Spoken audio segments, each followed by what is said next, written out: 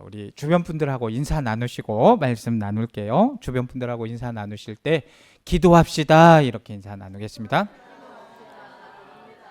예, 이렇게 작게 인사한다는 거는 기도 안 하겠다는 거죠. 좀 기도해야 되니까 다시 한번 힘있게 기도하겠다는 의미를 담아서 다시 한번 기도합시다. 기도 많이 하셔야 됩니다. 제 1월 벌써 셋째 주일인데 오늘이 가장 많이 모인 날인 것 같아요. 30명은 안 됐지만 또 28명 정도가 모이셨는데 그 중에서도 오늘 네 분이 새롭게 방문을 해주신 것 같아요. 이때 광고 시간에 소개를 해드리겠지만 참 감사한 게 이렇게 새로운 분이 있으면 참 우리가 감사하지요.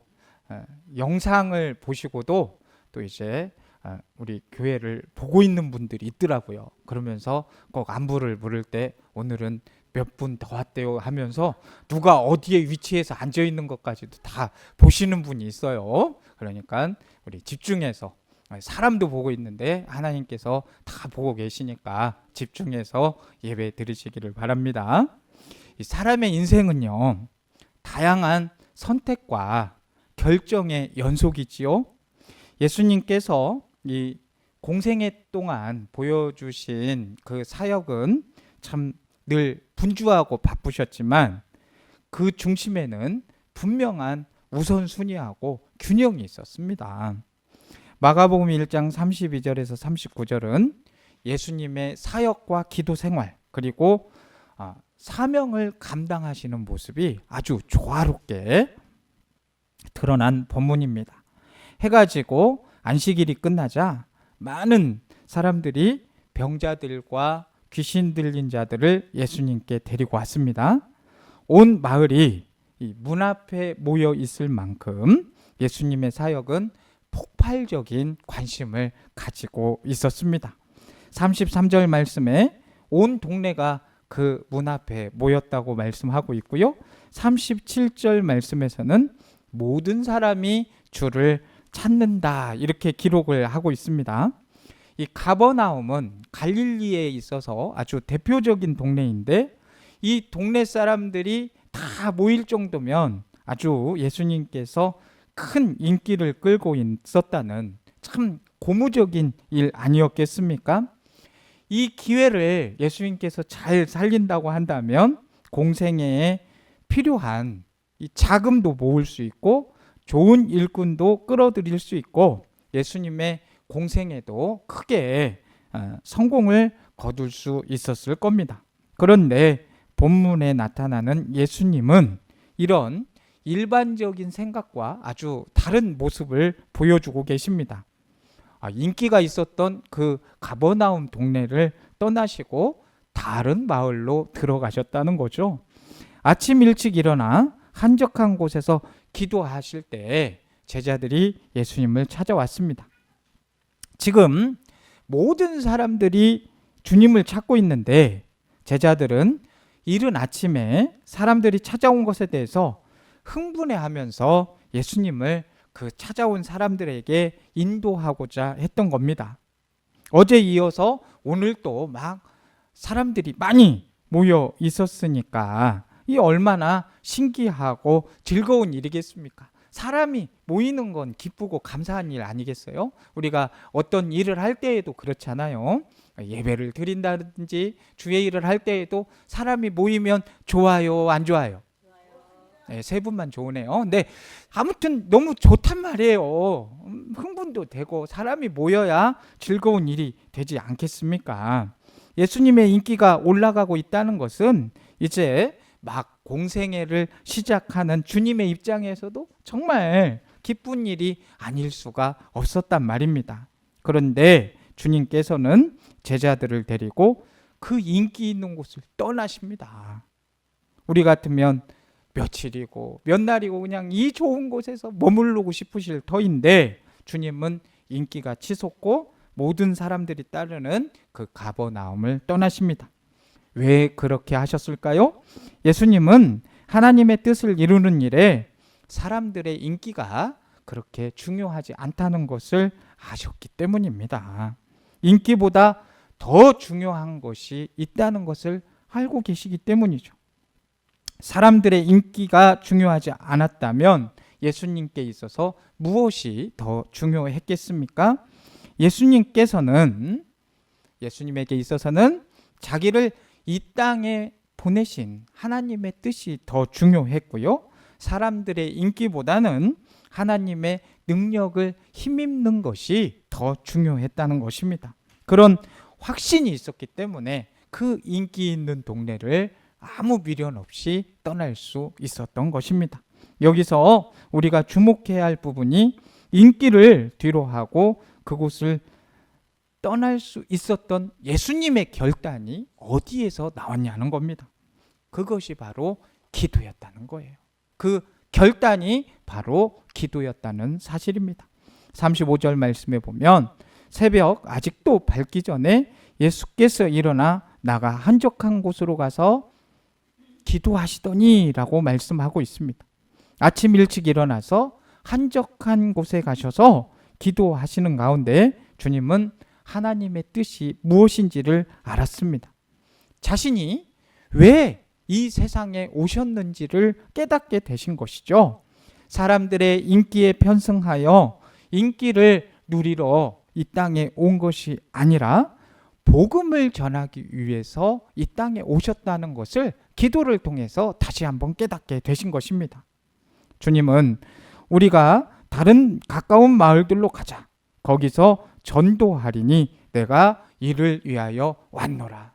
우리가 이 땅에 온 것은 예수님처럼 인기를 누리려고 온 것이 아니라 무엇 때문에 이 땅에 오셨다고요? 전도를 위해서 왔습니다. 복음 전하는 일을 위해서 이 땅에 예수님께서 오신 것을 기도를 통해서 발견했습니다. 우리도 기도를 통해서 영혼 구원이 우리의 사명임을 알고 이 땅에 우리가 태어난 목적임을 아시기를 간절히 소망합니다. 우리의 기도의 중요성에 대하여 많은 지식을 갖고 있습니다만 정말 기도가 중요한 이유는 우리의 길을, 우리의 삶을 바르게 인도해 주시기 때문입니다. 기도의 중요성은 우리의 삶을 어떻게 인도해 주시느냐가 관건이지요. 훌륭한 청교도 설교자이자 지도자였던 조셉 파커라는 인물이 있습니다.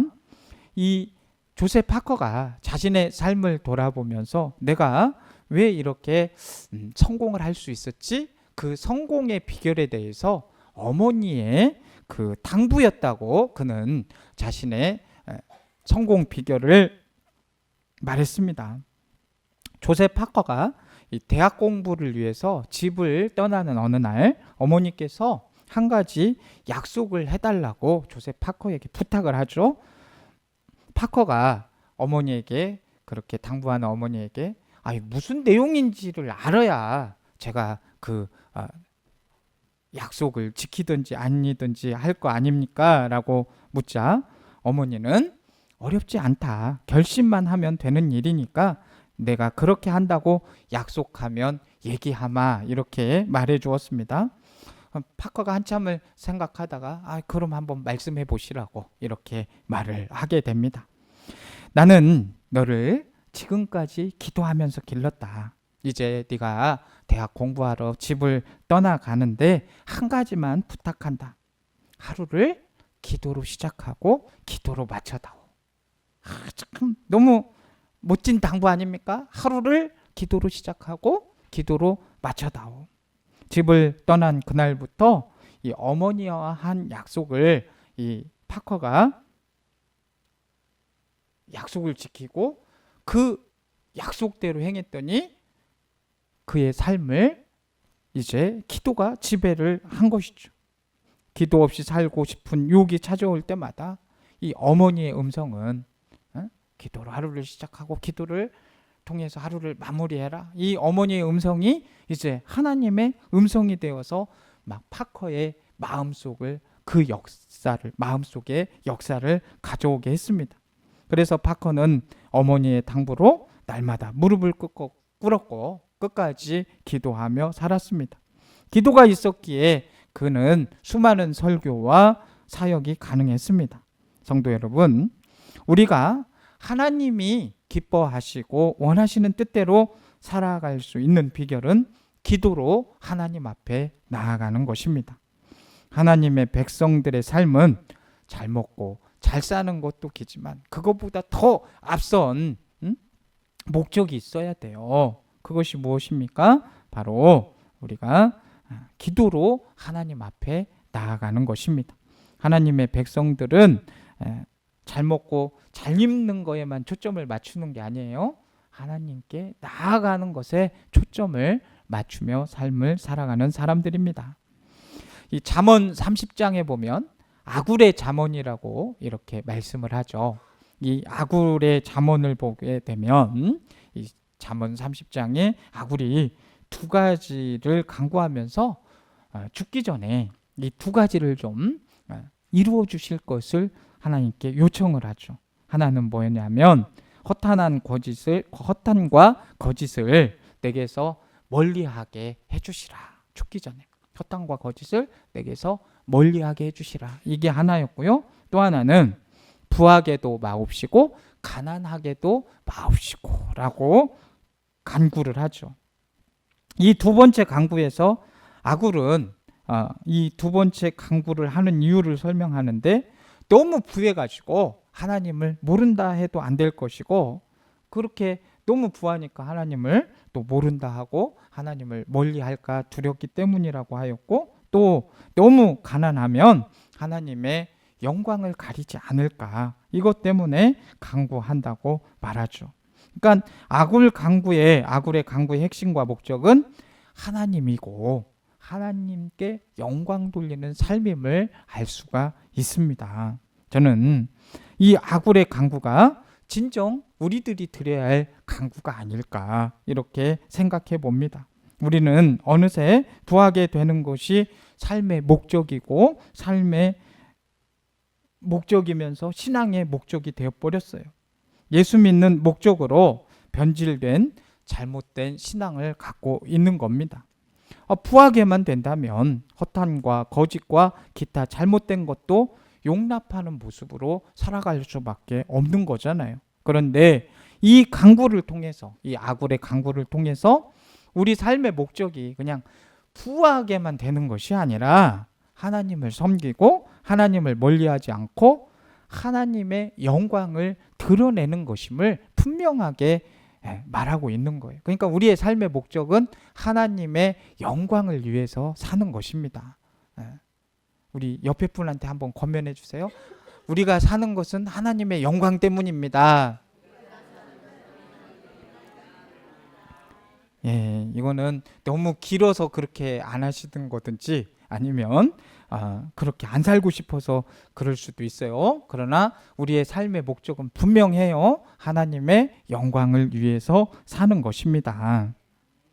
이런 기도를 위하여 우리는 주님의 기도 자세를 배워야 하겠습니다. 35절 말씀을 보면 새벽 아직도 밝기 전에 예수께서 일어나 나가 한적한 곳으로 가사 거기서 기도하시더니 라고 하고 있습니다. 이 말씀의 귀중함을 알기 위해서는 앞의 내용을 연결해서 보면 더 좋겠습니다. 전날 안식일에 주님은 회당에 가셔서 회당 예배를 드렸습니다. 마침 그곳에 있던 귀신 들린 사람을 고치셨어요. 그리고 예배가 마친 다음에는 시몬의 집에 들어가셔서 시몬의 장모가 열병을 앓고 있었는데 그 열병으로 누워 계시는 시몬의 장모를 고치셨습니다. 저녁 6시가 되어서 안식일이 끝날 때에는 동네 사람들이 다 모였고 그렇게 동네 사람들이 다 모였다고 할 정도로 많은 사람들이 예수님을 찾아왔습니다. 자신의 병든 육체를 고쳐달라는 사람들의 요구를 따라 병을 고치고 귀신을 다 내어 쫓으시고 치유 사역을 다 하신 겁니다. 그랬으니 그 동네 사람들이 거의 다 올 정도면 그 사역을 다 마치셨으면 금방 끝났겠습니까? 아주 피곤하게 늦게까지 사역을 하셨겠습니까? 질문이 너무 어렵죠? 그런데 늦게까지 그렇게 사역을 하셨단 말이에요. 육체적으로 얼마나 피곤하시고 잠이 부족했겠습니까?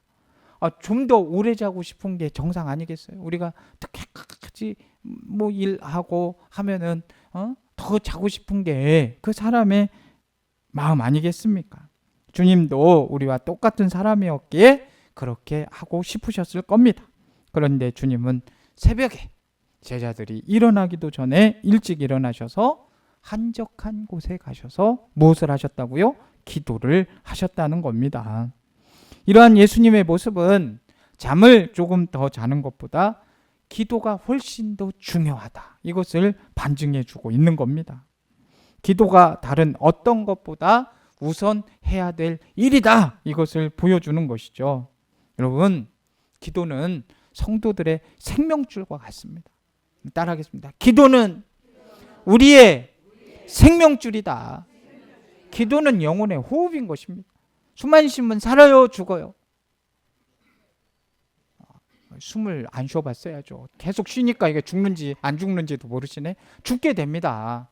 그러면 기도 안 하면 살아요, 죽어요? 죽습니다. 영이 죽게 돼 있어요. 여인이 아이를 잉태하면 그 아이는 엄마 뱃속에서 독립적으로 자라는 게 아니잖아요. 아이의 생명은 탯줄로 연결이 되잖아요. 그리고 전적으로 엄마를 의지하면서 살아가잖아요. 하나님은 우리를 스스로 살도록 만들어 놓지 않으셨어요. 하나님과 관계를 맺으면서 살아갈 수 있도록 그렇게 창조를 하신 겁니다. 그 하나님과 관계를 맺는 것, 그게 바로 그 연결줄이 기도란 말입니다. 기도는 우리에게 영양분을 공급해 줘요. 그게 생명을 있게 해주는 엄마 모태의 젖줄과 같은 것이고, 하나님께 이끄는 비밀의 통로가 기도인 것입니다. 하나님의 능력을 받을 수 있는 파이프가 바로 기도인 것이죠. 이런 기도 없이 성도들의 삶이 어떻게 바른 신앙으로 나아갈 수 있겠습니까? 성도들에게 기도 없이 이루어지는 일은 아무것도 없는 줄 압니다. 그래서 주님도 나를 떠나서는 너희가 아무것도 할 수 없다라고 말씀을 하는 거예요. 우리가 주님 떠나서 무슨 일을 제대로 할 수 있겠습니까? 주님 떠나서는 우리가 아무 일도 감당을 할 수가 없습니다.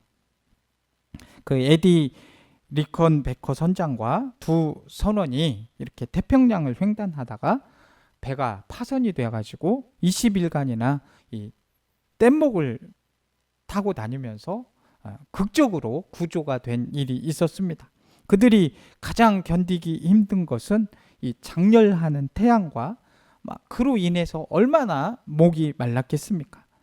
밤에는 춥고 뗏목이다 보니 상어떼들이 얼마나 달려들었겠습니까? 탈수와 기갈과 뜨거움과 상하의 이 공포 때문에 정말 견디기 힘든 그런 하루하루를 뗏목에서 보내고 있습니다. 며칠이 지나자 거의 죽을 지경이 되었지만, 그러나 베커 선장은 하나님은 물 가운데로 지날 때 물이 침몰치 못하고 불 가운데로 지날 때도 타지도 아니하게 하는 하나님이시다. 그것을 조금도 의심하지 않았습니다. 그는 하나님의 보호하심과 사랑 그리고 기도의 능력을 믿고 그 뗏목에서 계속 의심하지 않고 기도를 하게 된 겁니다. 계속 하나님께 매달렸습니다. 드디어 하루는 갈매기가 날아와서 선장의 머리 위에 앉았습니다. 그 갈매기를 잡아서 오랜만에 요리를 하고 그 고기를 미끼로 낚시질을 해서 계속해서 끼니를 이어갔습니다. 게다가 비가 내림으로 물도 마시게 되었고 불볕 더위도 해소가 되었습니다. 그 후 2주일 만에 기적적으로 구조가 되었을 때 사람들은 어떻게 그 엄청난 공포와 역경과 배고픔과 뜨거움과 무서움과 초조함을 이겼느냐 이렇게 물었습니다. 근데 선장의 대답은 꼭 한마디였습니다. 뭐였습니까? 우리는 믿음으로 기도했습니다. 험한 인생의 바다를 지날 때에 우리에게도 수많은 역경이 닥치지 않겠어요? 그 역경을 이길 수 있는 것은 바로 믿음으로 기도하는 것 뿐입니다. 우리 한번 따라하겠습니다. 나는 믿음으로 기도하겠습니다. 하나님은 우리에게 기도라는 특권과 은혜를 주셨어요. 마음껏 하나님 앞에 나가 기도할 수 있고 은혜를 구할 수 있는 복을 주셨잖아요. 누가 이렇게 자유를 주셨습니까? 하나님께서 자유를 주셔가지고 누가 기도한다고 막 탄압을 하는 사람이 있습니까? 이렇게 마음껏 나와서 기도할 수 있는 은혜가 있습니다. 마음껏 하나님 앞에 나갈 수 있으시길 바라고 은혜를 구할 수 있기를 바랍니다. 오늘 본문에 나오는 예수님의 기도에는 당시 유대인들의 기도와는 다른 독특한 점, 차이가 하나 있습니다. 당시 유대인들은 하루 3번씩 정해진 시간에 정해진 장소에서 기도를 드렸습니다. 그런데 예수님께서는 유대인들의 정해진 시간과 장소를 무시하고 새벽 미명에 한적한 곳에 가셔서 기도를 하셨습니다. 이 두 기도의 차이점은 바리새인들은 형식적으로 그냥 시간만 맞춰서 가서 기도를 하는 기도였지만 예수님의 기도는, 이 새벽에 하는 기도는, 이 예수님의 기도는 하나님을 만나고자 하는 진실한 기도였던 것입니다. 이러한 예수님의 기도는 꼭 새벽에만 나와서 기도를 해야 된다, 그걸 말씀드리는 게 아닙니다. 예수님처럼 그냥 광야에서 한적한 곳에서 기도해야만 들으시고 하나님을 만난다, 이렇게 말씀드리는 것도 아니에요. 제가 말씀드리고 싶은 건 주님과 동행을 하기 위해서는 반드시 하나님을 만나기 위해서는 기도를 하셔야 된다는 겁니다. 하나님을 만나는 시간을 꼭 가지셔야 돼요. 그러기 위해서는 우리가 어떻게 해야 돼요? 먼저 바쁜 일을 좀 잠시 멈추셔야 됩니다. 우리가 바쁜 일과를 멈추지 않으면 언제 기도할 겁니까?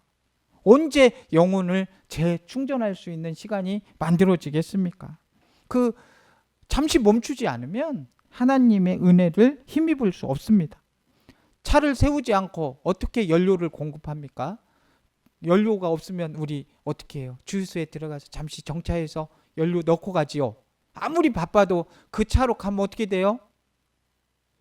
앵꼬 당하지요. 차가 기름이 없는데 어떻게 갈 겁니까? 멈추어서 충전을 하고 가잖아요. 그런데 우리가 영적으로 힘이 떨어져 있는지도 모르고 계속해서 그렇게 주유도 않고 달리면은 자동차가 마치 서는 것처럼 우리 역시도 기도 없이 계속해서 무리하게 달리기만 하면 위험이 찾아오게 되는 것입니다. 막 우리가 좀 멈추고 자꾸 기도하려고 하면 사단이 가만히 두지를 않죠. 옆에서 속삭입니다. 그런 유혹을 뿌리쳐야 됩니다. 자꾸 멈추고 막 기도하려고 하면 사단이 뭐라고 해요?